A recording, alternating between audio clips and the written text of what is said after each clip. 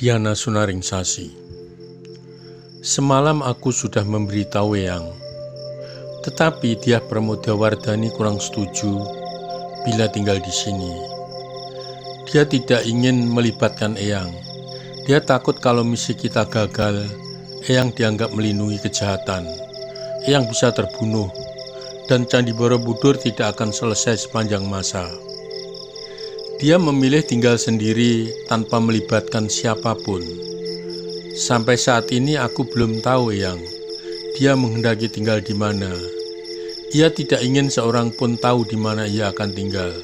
Ia merasa menjadi sasaran perebutan kekuasaan karena sebagai satu-satunya penerus tahta ayahnya. Boy Gatot, kira-kira apa terjadi perebutan kekuasaan dengan kekerasan, Jack?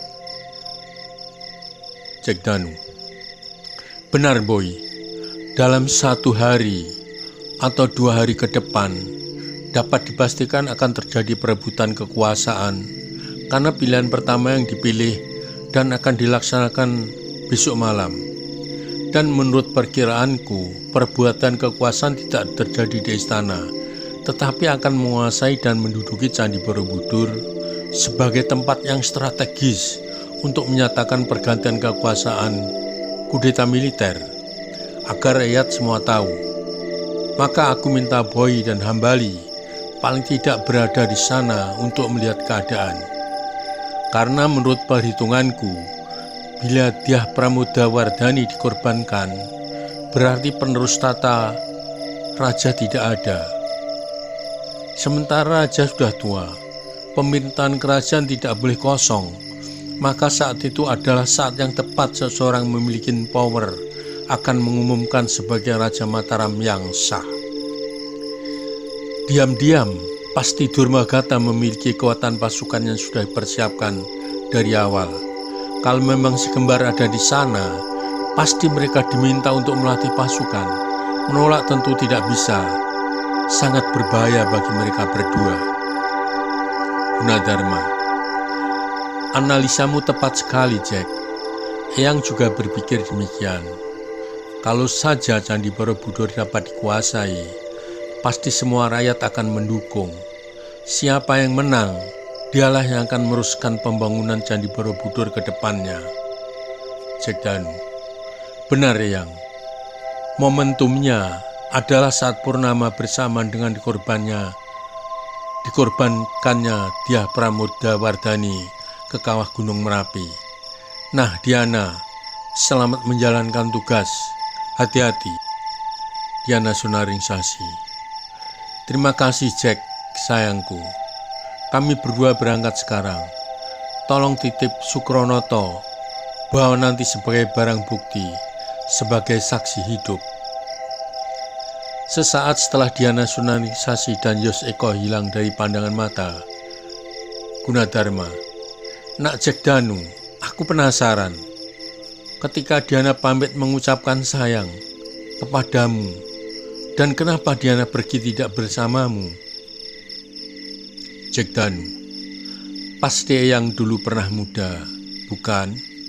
Sesungguhnya memang Diana Sunaringsasi adalah kekasihku, calon istriku. Hanya saja kami belum mengikat tali perkawinan.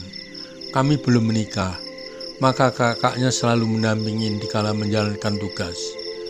Mereka dari kecil selalu berlatih kungfu bersama, sehingga merupakan pasangan yang saling mengisi kekurangan mereka.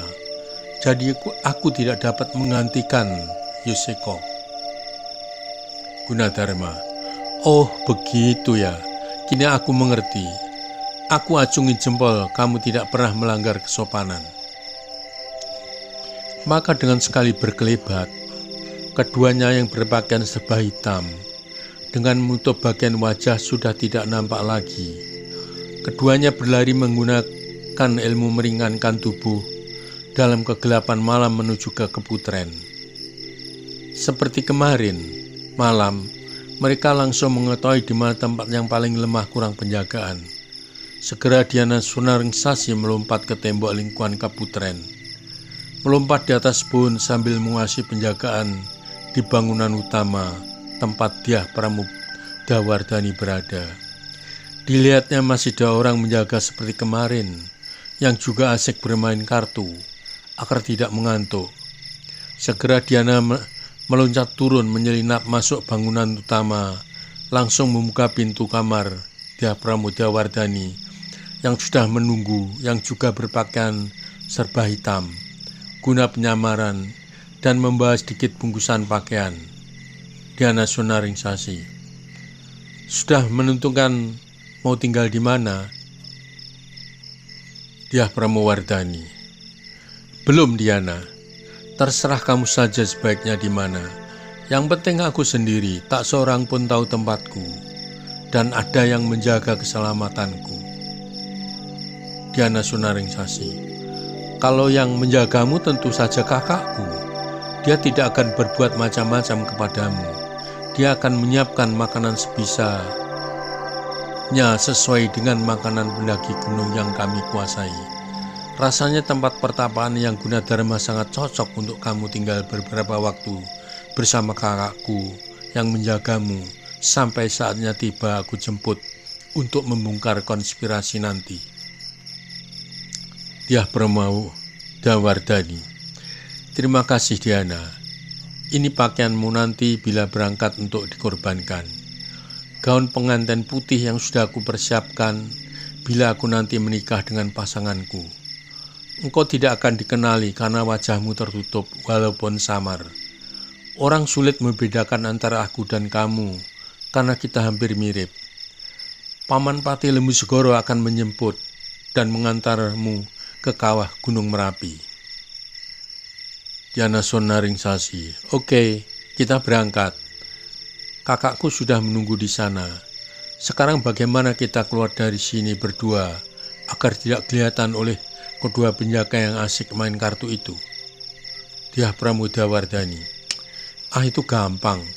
Bibi Emban sudah menyiapkan makanan di dapur untuk mereka. Nanti mereka aku suruh ke dapur makan sementara kita pergi bersama. Juga Bibi Emban sudah aku suruh agar tidak mengunjungi aku, dan makanan untuk kamu esok hari agar disiapkan saja di depan pintu kamar. Beberapa saat kemudian, dua penjaga diminta oleh Dyah Pramodawardhani ke dapur untuk makan sementara mereka berdua mengendap-endap pergi meninggalkan keputren menuju tembok yang tak terjaga di mana Yos sudah menunggu. Dengan menggandeng pinggang Dyah Pramodawardhani, sekali loncat Diana melampaui tembok yang di situ sudah menunggu Yoseko.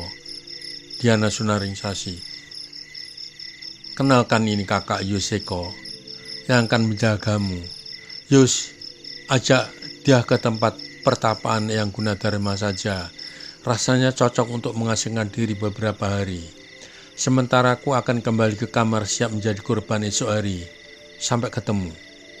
Dengan berkelebat, Diana sudah masuk ke keputaran lagi menuju kamar Dyah Pramodawardhani, menuju gua Gunadarma. Sepeninggal Diana Sonaringsasi, kini Yoseko bersama Dyah Pramodawardhani berjalan menuju gua yang merupakan pertapaan Gunadarma yang cukup jauh juga. Yoseko, maaf, aku harus memanggilmu apa? Ya Gusti Ayu Dyah Pramodawardhani. Dyah Pramodawardhani, panggil aku Dani saja, biar kita tidak kiku. Yoseko, panggil aku Yus. Maaf Dani, pertapaan yang Gunadarma agak jauh dari sini. Bisa-bisa Dani telah lelah sampai di sana. Dyah Pramodawardhani, terus maunya Yus bagaimana? Yoseko, tadi Dani digandeng oleh adikku Diana dengan melompati tembok. Sekarang apakah Dani tidak keberatan bila aku gandeng seperti yang dilakukan oleh adikku tadi, agar kita lekas sampai? Masalahnya sekarang malam hari, biar perjalanan lebih cepat sampai. Lama Dani tidak menjawab. Hanya berjalan beriringan pada jalan setapak di tengah malam yang hanya diterangi oleh bulan menjelang purnama dan bintang-bintang di langit. Sementara Yoseko tidak ada keberanian untuk mengulang Hanya dia mengiringi jalannya Dani di sebelah kanannya. Cukup lama, karena jalan semakin menanjak. Tentu saja nafas semakin memburu bagi Dani yang hidup selalu dikungkung dalam istana keputren. Hampir tidak pernah mengetahui keadaan luar istana. Dah Pramodawardhani, kita rehat sejenak.